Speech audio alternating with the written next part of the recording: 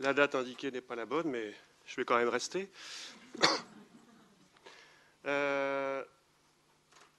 Donc il aura fallu 4 ans aux partenaires sociaux français pour que soit négociée en France la transposition de l'accord européen sur la prévention du stress lié au travail. Donc l'acteur syndical est-il donc pertinent pour vous parler de la question, s'il a fallu 4 ans pour la traiter? En tout cas, cet accord confère désormais au stress le statut d'objet de dialogue social. Il légitime les partenaires sociaux et les enjoint à l'action sur ce sujet-là. Alors sur ces 4 dernières années et sur ce champ du stress, qu'est-ce qui s'est passé? Bien évidemment, des suicides au travail sont malheureusement survenus chez des collègues. Des entreprises ont commencé à se préoccuper de la question. La Cour de cassation s'y est mise également. De grandes institutions spécialisées sur les conditions de travail, telles l'INRS et l'ANACT, ont aussi pris part à la réflexion et au débat. Et puis, les pouvoirs publics ont impulsé un dialogue multipartenarial, les fameuses conférences conditions de travail, et, de notre point de vue, fait produire 2 rapports dignes d'intérêt. Donc 2 rapports donc, et un accord qui place en fait les managers, non pas au centre, mais au carrefour des injonctions actuelles sur le stress. Et de notre point de vue, ça légitime le fait qu'on s'occupe d'abord des managers, ou au moins aujourd'hui des managers. Alors l'accord sur le stress, l'accord national interprofessionnel, je vous l'ai dit, c'est un engagement difficile à la conclusion nationale, mais ce sera aussi un engagement difficile sur le terrain. Cependant, cet accord place l'encadrement et donc les managers, non pas au cœur, mais en bordure de l'accord, si on prend simplement le nombre de fois où l'encadrement est cité. Il n'est cité que sur la question de la formation. Mais on voit bien que l'activation d'un certain nombre de leviers identifiés dans l'accord est de leur ressort, de son ressort. Lorsque l'on évoque les pratiques de dialogue dans l'entreprise, les modes organisationnels, mais aussi la prise en compte de l'équilibre pro, familial, perso. Par ailleurs, les facteurs de stress qui sont cités dans l'accord, notamment la charge de travail, les objectifs disproportionnés, la mauvaise communication, les incertitudes, le manque de soutien, toutes ces choses ont à voir avec le management des hommes et des organisations, avec les processus que les managers mettent en place. Donc le manager est bien convoqué dans le quotidien de son travail. Et d'après l'accord, la seule ressource générale avancée serait celle de la formation. Alors, l'un des rapports, dans l'accord national, c'est la formation qui est placée. Un des rapports issus de cette période assez féconde, c'est le rapport Dabb, William Dabb, sur la formation des managers et des ingénieurs en formation initiale à la commande du ministre Xavier Bertrand. Alors ce rapport est assez intéressant et la CFDT a souscrit aux précautions, aux avertissements de l'auteur quant au fait que s'occuper de la formation initiale uniquement des ingénieurs et sur la base de connaissances, c'est une triple illusion.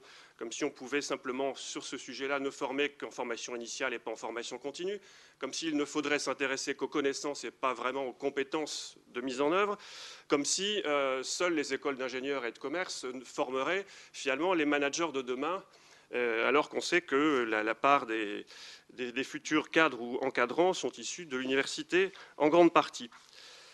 Alors, si la guerre contre les risques se mène sur le terrain, dit le professeur Dabb, elle ne peut se contenter d'une certification des cadres ou bien d'une labellisation des entreprises, certification ou labellisation qui n'enjoint pas à l'action. Mais elle doit se situer au sein des pratiques, y compris des pratiques de formation. Juste pour non pas l'anecdote, mais j'étais hier en Midi-Pyrénées et on évoquait la formation initiale des apprentis coiffeurs. Et on leur demande dans cette formation initiale d'établir avec leur patron le document unique de prévention des risques, dans un va-et-vient entre le patron coiffeur et le professeur du centre de formation d'apprentis. Donc ce qui est possible avec des apprentis coiffeurs, en formation, je dirais, dynamique et en lien avec le terrain, doit certainement être possible à HEC ou dans d'autres écoles ou universités. Enfin, le troisième élément qui a porté un certain nombre de points d'intérêt à notre avis sur le sujet, c'est le rapport Lejeune-Onnas. J'ai intitulé « Des positions pas recommandables », c'est-à-dire que dans le contenu de cet excellent travail, il y a des propositions que la CFDT a entièrement souscrites. Par contre, dans les recommandations, on n'y a pas retrouvé finalement cette approche par le terrain. Donc je ne vais pas lire l'ensemble de ces propositions, vous les retrouverez dans le document qui sera dans les actes. Simplement, on s'est dit que ces préconisations qui partent du terrain, finalement, ont certainement plus d'efficience que celles que l'on va attendre d'un indicateur national qui est en co-construction actuellement sur le stress. On voit bien qu'un indicateur national peut produire des idées, une vision, mais certainement pas être source d'une action au plus près du terrain. Cette logique d'action qui part de la réalité du travail et de la réalité vécue par les salariés, c'est ce que l'on essaye de travailler à la CFDT. Non pas directement sur le stress, mais on a mené un chantier important sur l'intensification avec une vingtaine d'équipes syndicales. Un chantier mené dans un cadre partenarial avec des enseignants-chercheurs où on met en discussion la vision du terrain des syndicalistes et puis aussi l'approche qu'apporte le monde de la recherche. En ce qui nous concerne à la CFDT Cadre, on vient de terminer une recherche-action du même type, c'est-à-dire envoyer des équipes de militants syndicaux sur le terrain auprès des cadres pour questionner la dimension de l'investissement des cadres dans le travail. Et là aussi, on a accompagné ce travail de militants syndicaux d'un échange, d'un dialogue avec des sociologues, des ergonomes, enseignants-chercheurs. Ce qu'il ressort finalement de cette recherche-action, c'est que les managers sont une cheville ouvrière finalement assez particulière parce que globalement, ils vont nous dire que tout va bien, que le stress, quand on les interroge, non pas sur le stress, mais quand on parle 2 heures avec des cadres, le stress n'est pas un mot qui apparaît tout de suite. Il faut vraiment gratter. Le stress fait partie du boulot. Il y a toujours le fameux code de l'honneur. On n'en parle pas, on ne dit pas qu'on est surfatigué, mais on prend ses jours de repos RTT. Et puis, pour les cadres, il y a encore un certain nombre de filets de protection dans différents niveaux de reconnaissance qui jouent encore. Et chez les cadres, les signaux avant-coureurs d'un fort malaise sont inexistants. Et quand ça lâche, ça casse. Et les interventions que mène l'ANACT sur le terrain sont à ce sujet-là intéressantes. Parce qu'aujourd'hui, les sollicitations des entreprises auprès de l'ANACT, bien souvent, lorsqu'il s'agit du stress, c'est que la couche, je dirais, de salariés qui est concernée, ce sont les managers de proximité, de plus en plus. Alors, Karasek qui rit, Sigrist qui pleure, les couleurs ne sont pas très bonnes, vues de loin, ça a été fait rapidement. On a, voilà, pour les besoins un petit peu de l'agitation médiatique, réalisé un sondage CSA récemment. Et puis, en grattant ce sondage pour les besoins de notre matinée, les cadres, finalement, sont très satisfaits de leur autonomie, de leur capacité d'initiative. Donc, la latitude décisionnelle est importante.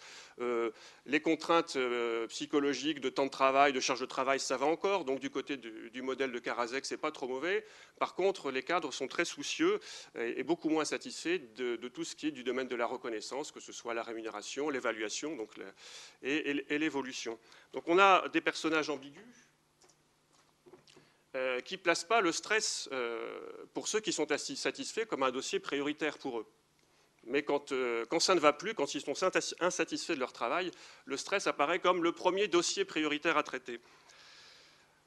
Alors, finalement, ces cadres ou ces managers qui sont au cœur de l'organisation, est-ce qu'ils peuvent être demain de bons leviers pour éviter le pire dans les entreprises ? En 2002, on en a enquêté 7000 dans une grosse enquête, et pour 77% d'entre eux, l'opposition à une consigne hiérarchique est toujours justifiée lorsqu'il s'agit de mettre en place des conditions de travail dangereuses. Donc il y a un fort sentiment d'une impérieuse intervention sur les conditions de travail. Alors c'est vrai que le stress est moins facile d'abord. C'est un sujet qui est plus compliqué, qui nécessite certainement de la formation, certainement de l'outillage intellectuel. Je veux dire, quand on interroge des DRH dans une assemblée, quasiment personne ne connaît le modèle de Karasek. Ce n'est pas le fin du fin, mais c'est un modèle qui permet de comprendre un certain nombre de situations de travail. On a aussi d'autres travaux, d'autres outillages menés par l'ANACT sur la question des tensions et régulations. Sans faire les jeux de mots, ça rejoint, si ça chute, c'est que ma chute n'est pas très loin non plus. Et c'est fini. Donc je vais conclure et vous trouverez ça ailleurs. En ce qui nous concerne, il s'agit bien de donner aux cadres à la fois les capacités intellectuelles d'intervention sur les situations, mais aussi d'instaurer les espaces d'intervention, espaces de discussion en amont des décisions, donc installation de lieux de délibération multi-acteurs dans le cadre des pratiques professionnelles, instauration d'espaces d'action dans la décision en desserrant les contraintes, en redonnant les marges d'initiative, mais aussi, de notre point de vue, la création d'espaces managériels et légitimes d'alerte, voire d'opposition. J'en arrêterai là pour ce matin.